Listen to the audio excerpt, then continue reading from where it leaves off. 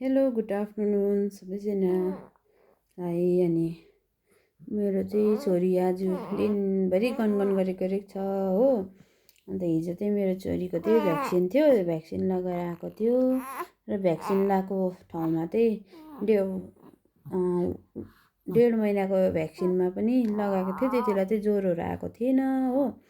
अन्त त्यही लगाएकै फिलामा फेरि हिजो लगाइदिनु भएको थियो नि त होइन। अन्त त्यहाँ चाहिँ अब पहिल्यै गाँठो भएको थिएछ।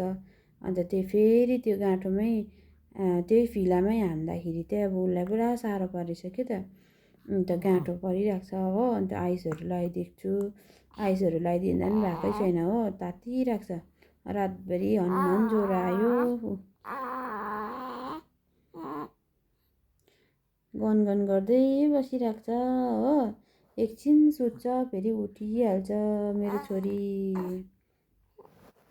भ्याक्सिन लगाएको कति साह्रो दुखी छ नि बहिनी मेरो बाबुलाई।